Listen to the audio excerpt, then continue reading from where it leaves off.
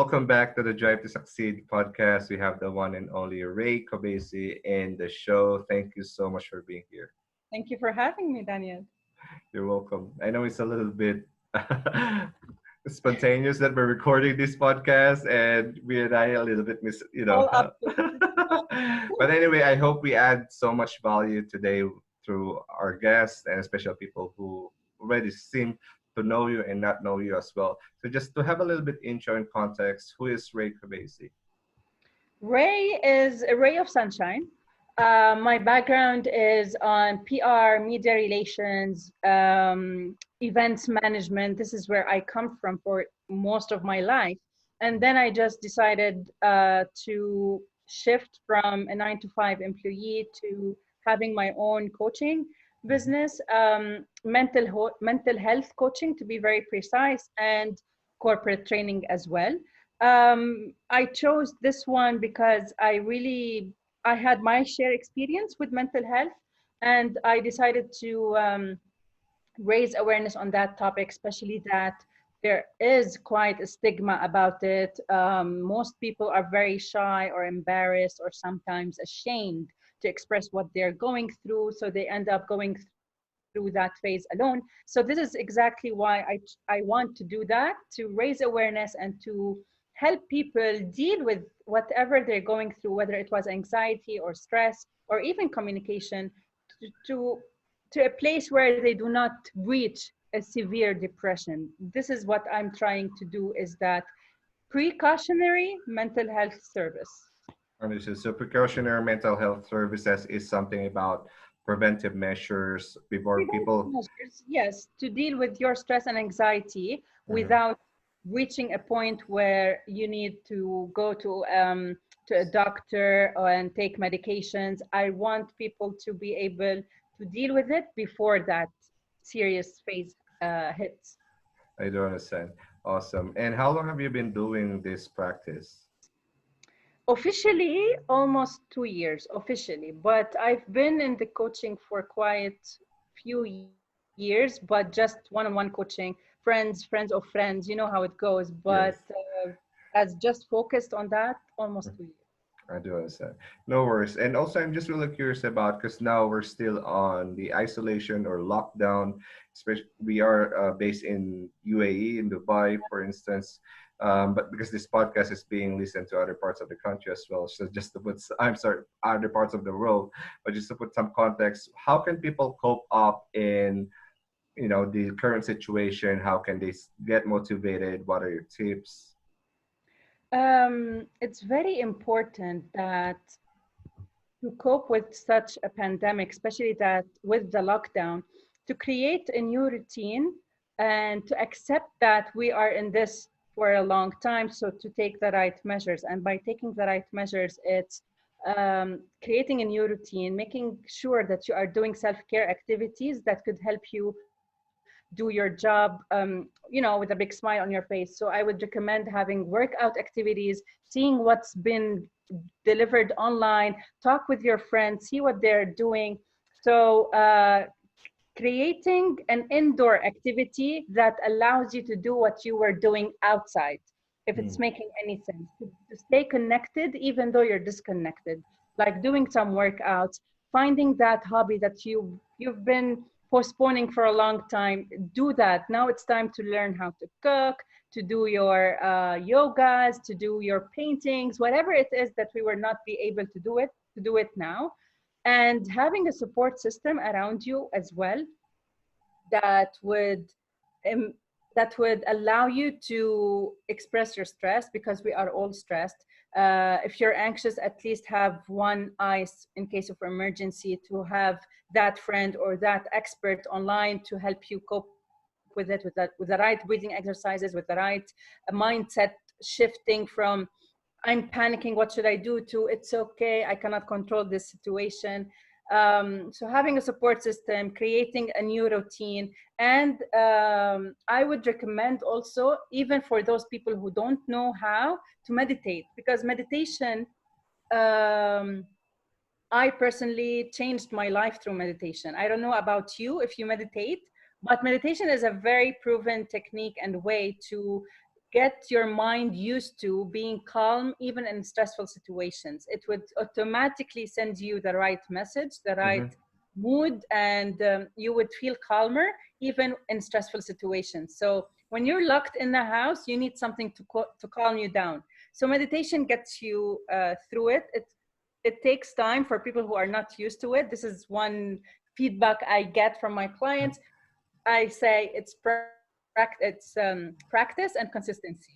Yes. So these are few steps that people can do: having a support system, creating a routine, and embracing new activities that allows people to release the stress, like working out, cooking, meditation.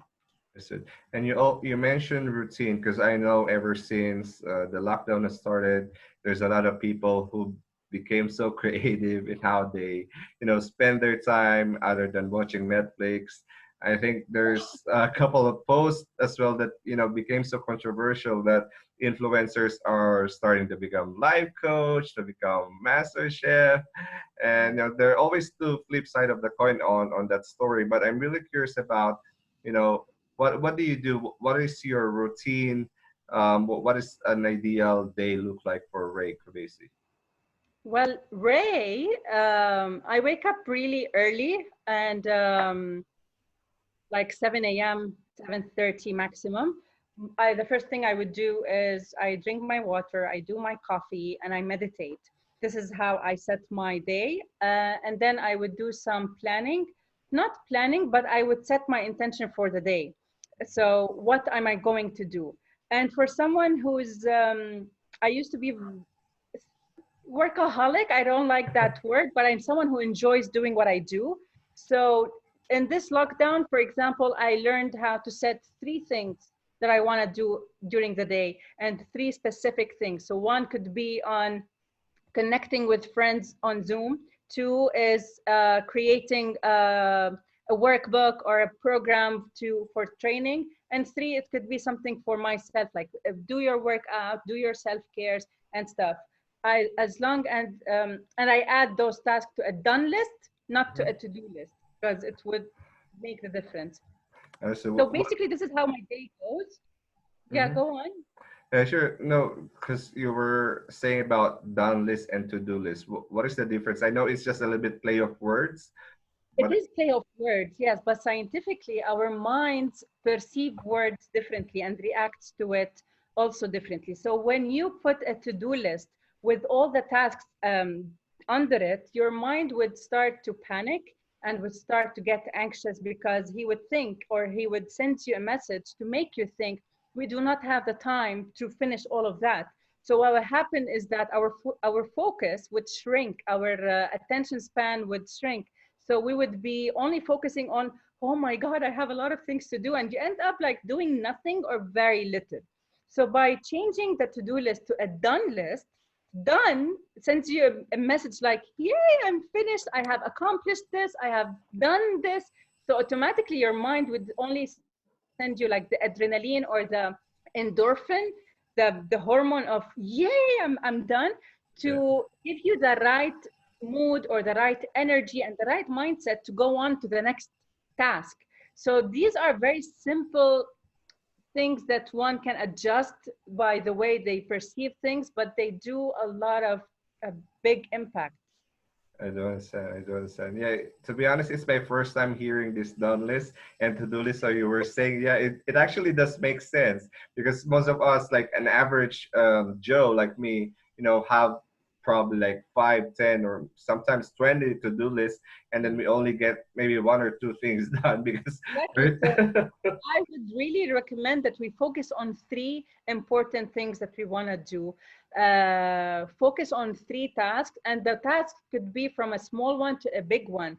But it's very important that you only focus on things that you know for sure that you're going to accomplish during the day, and not overwhelm yourself. Just pretend. I always like using examples, and I always come to myself as a mug of coffee. Mhm. Let's assume you're going to somewhere to get a coffee. Would you be able to enjoy it if it's too hot and too flowed with coffee? No, you need some Yes. space, and this, the what do you say, the flow of Mm-hmm. coffee Mm-hmm. at the cup of coffee. I'm Yes. sorry, it's a very long day today. This Yeah. is how your mind is. So the more you give it, the less it achieves. So why do that to yourself? Because at the end of the day, it's you being affected, your business, your friends, your family at some point, because you would snap at them. I'm working. Don't do that to yourself. Just focus on three tasks Mm-hmm. and make sure you do them properly and give them the right time and the right focus, and see how things will flow. I do understand. Yes. And also, I reminded when you mentioned focus, there is one acronym about focus: follow one course of action until success. Definitely, definitely, yes. Absolutely. So now that we talk about done list, to do list, um, let's talk about what are the current fears of people right now and anxiety. And, because you mentioned a lot of fear, anxiety, stress, how do people can cope up right now? I'm sure you mentioned routines. But what are the, little wins that people can do right now, especially those who are, have an even footing? Let's say they got laid off, you know, or they just be on forced leave. There's a lot of uncertainty going on right now, either an employee or you own a business. How can we cope up in this situation right now? The best way to cope is basically keeping your emotions and facts in check. So give yourself the time to process whatever happened to you. So in this case, we're going to talk about people who got laid off. Take the time to process it and to absorb your shock, your upsetness, your frustration, your disappointments. Because once you are in that mindset, you wouldn't be able to bounce back or have a proper plan. So keeping our emotions in check is very important. Mhm. And have someone from your family or your maybe coach or therapist to vent, so they could also have a balance, emotional balance for you, and you get yourself out of the confusion or the uncertainty about the future. So the first thing would be to take our time to absorb the situation, to understand our facts and the new reality that we have to live with, Mhm. and then we would move to the next step. And the Yep. next step would be basically to get as much information as possible that could help us have a better plan, or a plan B, or a backup plan, whatever you want to name it. So this information could be by reaching out to employers or HR personnel on LinkedIn, maybe telling your network and community and friends, hey, listen, I got laid off. This is what I do. Or maybe create a one-page CV and tell people what you want and what you are looking for and how can they help you. Mhm. At the Mhm. same time, I can't come to Daniel and tell him, hey, listen, so I am a mental health coach. Let me know if something comes up. No, that's not how Yeah. it's so vague and it's so wide. No, I would come to you and I would say, so listen, I got laid off recently, and this is what I do. I created this one-page CV so it could help you to spread it around your friends. I would really appreciate if you could maybe think of me whenever you see an opportunity for me to deliver a one-on-one coaching session, or maybe a group session for a company. And I have very good prices and packages given the circumstances. Can you do that for me? This approach on its own, I have shared with you my problem. I have given you the tool to help me, and I have given you the directions as well, and the space to ask your questions. So this approach on its own would have the responsibility shared, and at the same time it would give you the platform, which here is our friends or HRs or whatever, to open doors for us. If we knocked 50 doors, Yes. minimum you would get like 5 to 8 open for negotiations, open for opportunities, collaborations, partnerships. But you need to knock those doors and know when and to whom you're knocking. So that would be also one way. And the second way, which is the I find it very important, is Mhm. to reframe or regroup our thoughts or our perception on life. So having laid off could be a very good thing. What if you already had an idea that you wanted to implement, but you never had the time? What if this job was giving you, I don't know, a burnout, nervous breakdown. What if the money that you were earning was really not good enough, but it was only enough for you to move on? So reframing and regrouping, and this cannot be done on its own. You need coaching, you need mentoring, you need guidance. But to reframe our thoughts and the way we perceive things would definitely make a huge difference. Like, of course it's not going to be yay, I got laid off, no. But it would give you the luxury of thinking of things differently. Okay, so maybe it's time for me to publish that book, or maybe it's time for me to create my own business. Maybe Yes. it's time for me to connect with my family because I haven't been seeing them for a while now. And then I would think of the financial issues.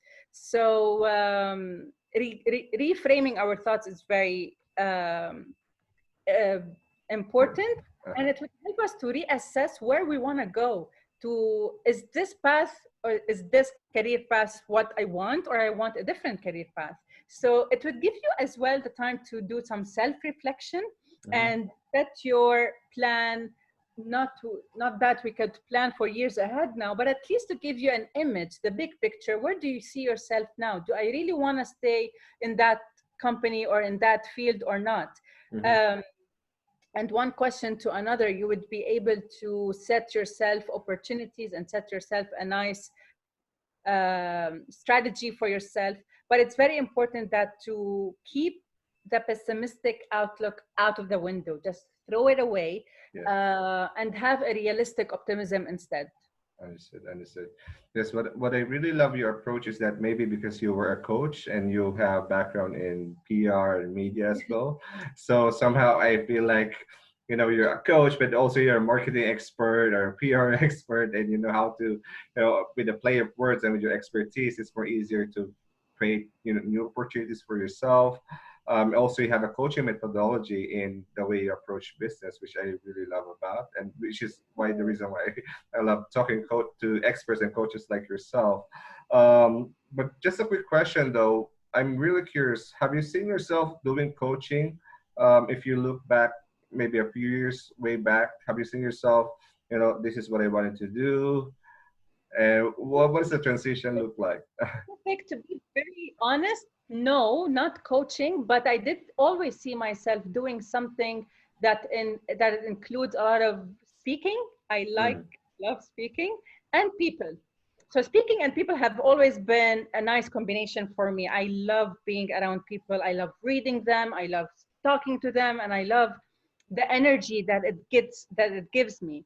And at the same time, the reason why I chose coaching is that, Danielle, I've always realized a pattern in all of my jobs is that I'm always into uh, having this bubble of sunshine in the company. So I would always be the one who is empathetic and compassionate and giving, full of ideas. Let's do this, let's do that. Why don't we consider doing this? Why don't? And then my friend, she was like, you should be a coach. Nah. Well, 2 years later, guess what? Yes. So but I think I became a coach at the right time and at the right place, and when I was ready and the world was ready for me. So everything happens at the right time. This is what I have learned. So Yeah, yeah. understood. Thank you so much for sharing that. I'm really curious. Have you ever encountered self-doubt, especially because you transitioned from being a 9 to 5 job into a coach? So you mentioned about earlier as well, where maybe this is the right time to try new things, pursue a business, pursue a passion, turn that hobby into a profitable business. Have you encountered any self-doubt, and what are your thoughts, tips on that? So people who are listening right now or watching this can get some value on We all get these voices in our head that sometimes would tell us, maybe I'm not good enough. Maybe I shouldn't be doing this. Am I as good as people think I am? Am I being authentic? What do people want from me, and am I giving it to them? There's a lot of questions that you get, but the only answer is, there are two reactions to self doubt. You either listen to it and tackle what are they telling you. If they are telling me I'm not good enough, what's making that voice trying to tell me? Why do I think like that? Which means there's something that is stuck and I need to work on and just clear it away. And Mhm. the second would be maybe I'm I'm putting so much expectations on myself as well, and I'm not being grateful or appreciative of what I have already accomplished. So it's very important that when you are encountering a self-doubt moment, not it manage it, listen to it, but know how to manage it, because sometimes it's present and it's trying to tell us something.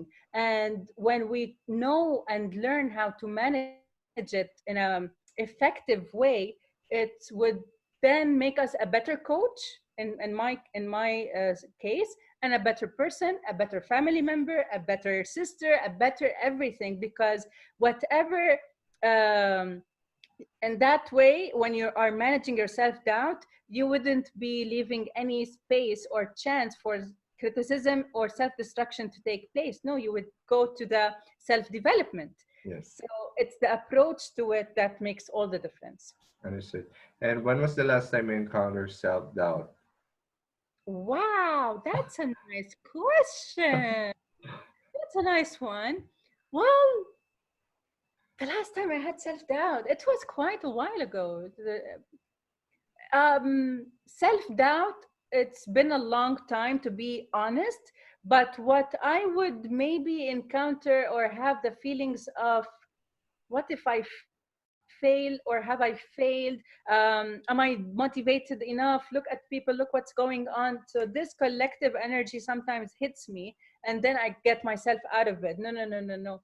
I would distract myself. I would disconnect. I would even talk with my friend, like Fari is one of them. I would always talk to her because she would, reframe my thoughts to where it belongs. But we all get these kind of moments. Like, I'm pretty sure you do that as well sometimes. It's very natural for people to have these doubts, to have the fears, to have questions. What if? Am I doing this right? Am I doing enough? We all ask ourselves those questions, but it's committing to action Mm, and managing these kind of thoughts in a way where you are, rotating it from one place to another, to serve yourself and to be authentic with yourself and to give value to people. understood, understood. Yes, and also I believe is that you overcome self-doubt by just doing it. Because when you're so busy doing it, you don't have time to reflect or think. So there's this one book, I think it was Chicken Soup for the Soul, where Wow, there's that's an old book. yeah, it's an old book. Read it. In I used to buy books at flea market, so there's like old books there where I can just pick up and get some wisdom on it. But anyway, so I was going back to the stories that there were some instances where someone is, let's say someone lost their family, they lost hope going back to work, so they're continuing doubting themselves. Just happened that when you have a certain goal that you wanted to accomplish, you're so driven that you had no time to reflect and just keep on doing it. And then maybe a year or two after doing it, you became so confident that looking way back, where's the self doubt? Something like that. Do you believe in that? And what are your thoughts on that? So what's the question? I mean, about forcing yourself not to reflect, Oh, but just by doing. no, I wouldn't. It works for a very, this is what I call a bandage, where you just put on a very, um, when you get a burn, when you injure yourself, instead of going to the hospital and getting the right treatment, you would just put a bandage, and then the infection would just grow bigger and bigger and bigger until it's out of your control. So this kind of approach, by just doing without reflecting or without giving your time to process what you're going through, to deal with your emotions, is very critical, because at the end of the day it would create a bigger problem. So Mm, let's say, for example, I'm going to give you a personal example. When my dad passed away, and that was 10 years ago, I went into denial. I went into a totally different way to grieve by just living my life and pretending that this did not happen. There was a point in my life where I was denying that this happened. So I just, I took some time to wear the black outfit, and then went to the beach, went to party, went to do whatever I wanted, and then it hit me like after 1 year maybe, and I was acting weird around my friends. I was always pretending that I'm fine, I'm fine, I'm fine, Ross's voice in Friends, I'm fine. Until I was not fine anymore, and I had to go to therapy, take medication, antidepressants. I lost the appetite for life, for food, for everything else. So it took me 5 years to actually recover and heal. Mm. So this process on its own was because I was in denial. I was not grieving as I should. I did not deal with the loss as I was supposed to. And people let me, so no one came to me and said, Rahaf, what you're doing is wrong, because they thought it would hurt my feelings. If I had someone back then to tell me this is not the way, or there are 5 stages to mourn and to grieve, I wouldn't be uh, coping with it in a very toxic way and a very painful way. I would have understood, and oh, okay, so denial is the first stage, then comes this, then comes that, then comes this. No, I had to live it all at once. So I would really recommend that people would, whatever situation it is, to give yourself the space to feel your emotions, even if it was painful, and especially when it's painful.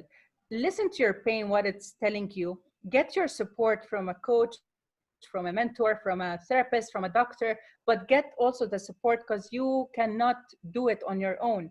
And having someone that you trust his judgment is very also important, that you are working with someone you trust, you Yes. feel this chemistry with, and you feel open with, to be yourself, your authentic self, by expressing your emotions. It could be crying, it could be pain, it could be whatever it is.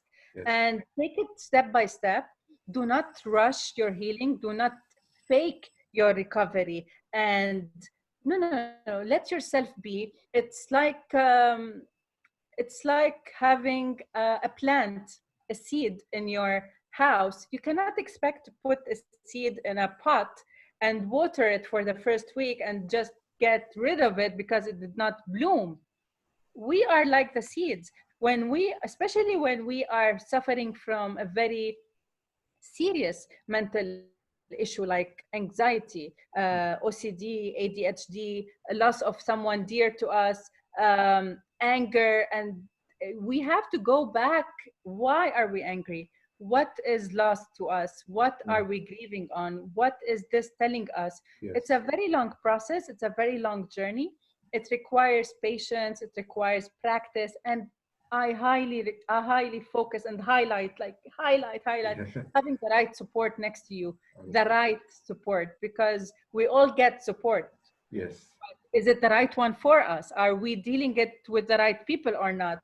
Hmm. Your friends are not your therapist, they're just friends. So it's very important that we allow ourselves to feel fully whatever it is, and to get the idea of, no, I'm not supposed to do that, no, I cannot afford to be sad. No, you can afford to be sad for a limited time. It's much better and healthier than being sad for the rest of your life and not knowing what to do with it. Yes, yes, exactly. And I also believe this is one of the reasons why there's a lot of, marriage that are not succeeding, relationships not growing. Because, Definitely, because people are not, what I always say, Danielle, is like when you go to school or to universities, they give you these kind of courses on depending on your major, but you get all kinds of courses, elective, selective, major, all of them.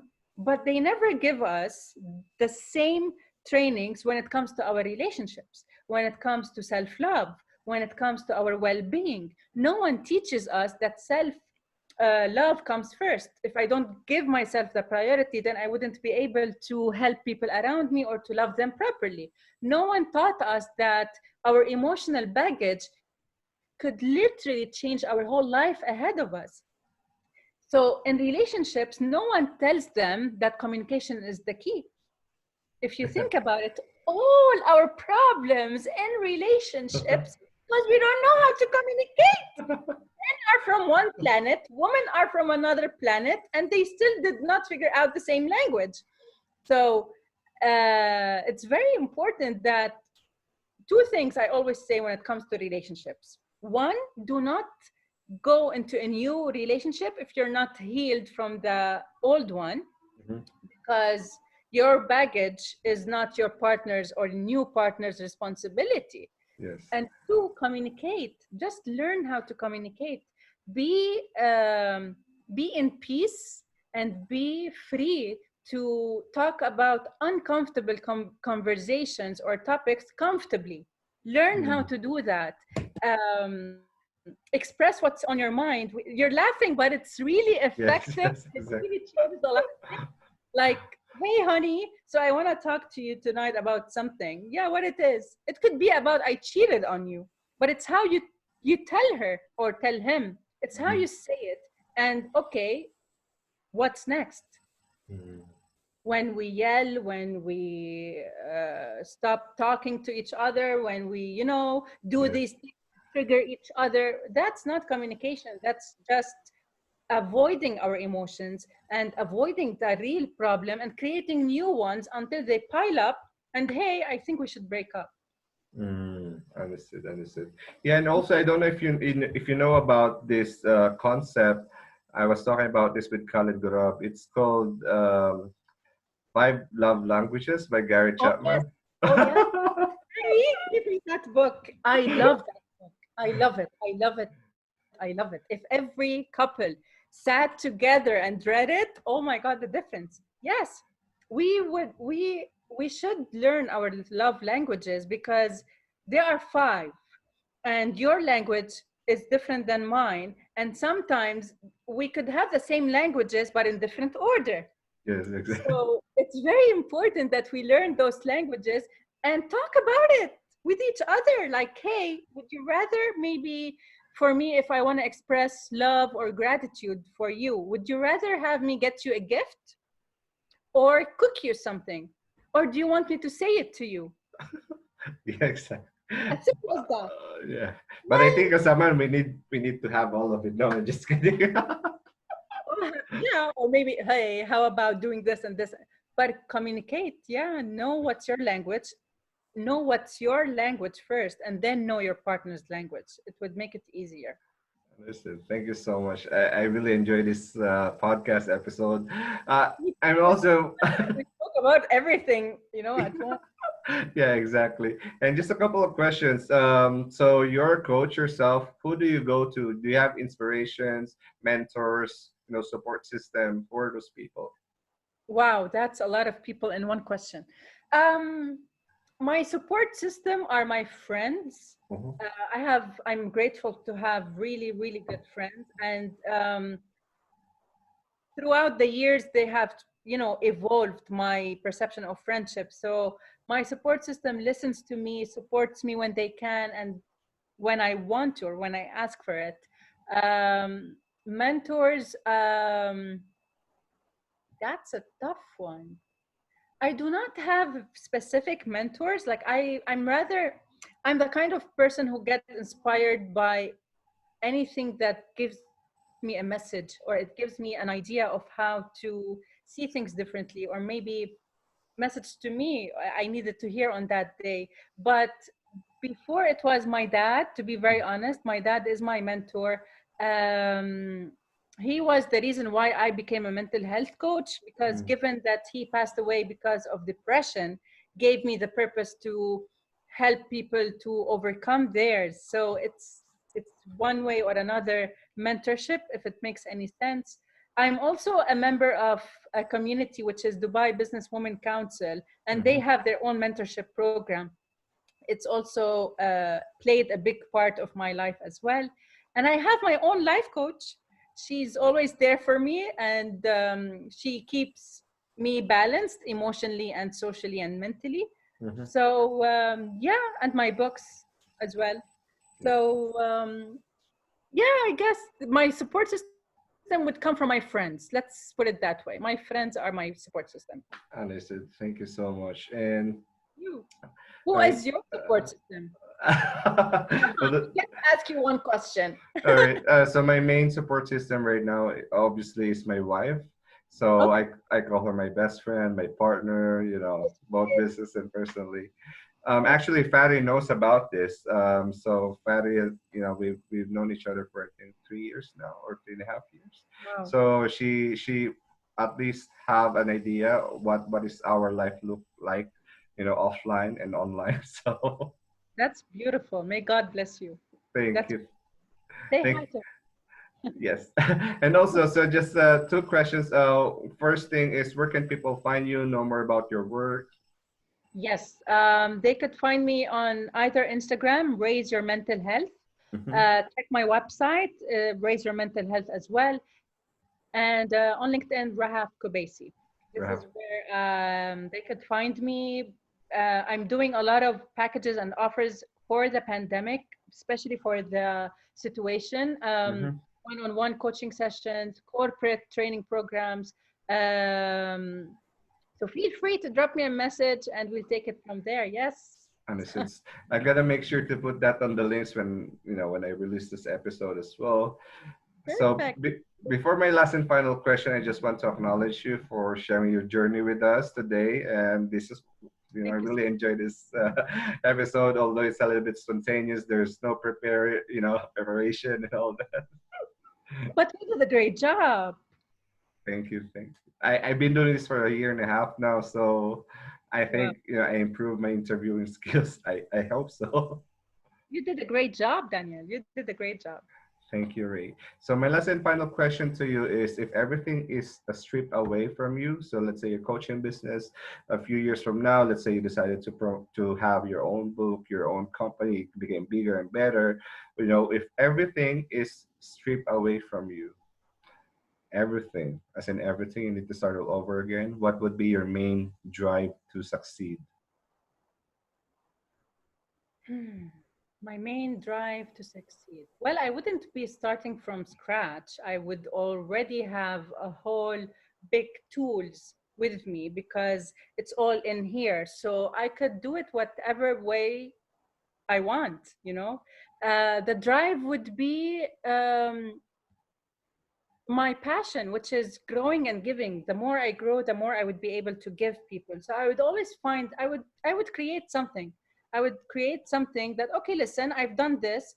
I would try to see it from an objective, Mm-hmm. or what do we call it, the bird eye from above, to see where did I do Yeah. wrong, why did I lose all of that, and what is this failure trying to teach me. And this is something I learned from Fairy. We Hi, Fairy. It Failure is not failing. Mm. So there should be a lesson to that. So my drive would be uh, that's a very nice question. Okay. My drive would just be to make the best out of it, and being present for a purpose. Create a purpose. Find out what would my purpose be later, or in that moment. Like now I have this purpose that I'm doing. When everything is slipped away from me, I would know what would be my new purpose, and based on it I will get the right drive Yeah. and create something else. That's me. Understood. I What love about it. you? I'm sorry. What about you? My main drive to succeed. The internet from you. I think we need to create your show and then have me there and discuss. But my main drive to succeed. All right, I'll just gonna cut this later. But anyway, my main drive to succeed is all about having. I don't want my future family experience what I experience. Because Mm, normally, I'm from the Philippines. It's a third world country, and living in that country is really difficult. Just to be here in the UAE alone, creating a sustainable, profitable business is one of the challenges I still currently have. So my main job to succeed is to not, you can say not just chase money, but rather chase my purpose and have the purpose work on, for myself and have this bigger mission where I'm just helping people on solving a problem, either through their businesses, either to their expertise and experience. So Well, yeah. Ella, for me, now that you're saying that, where the reason why I chose mental health is that because I overcome my own journey with depression and anxiety and panic attacks and loss of someone dear. So I had it all, and it took me a long time to recover and heal and embrace a new life and a new path. So it has always been in the back of my head that I really don't want anyone to suffer from this. And if they were, I want to know how to help them. So I think that would be my drive is helping people. I love helping people in any possible way, whether I was a coach or maybe something else. As long as I'm helping someone, it's a good enough drive for me Yes, absolutely. to be useful. Understood. And I think that's it for today. Thank you so much, Ray or Thank Rahaf Kobeissi, for your time, and see you in the next episode. thank you so much. Thank you so much. Bye bye.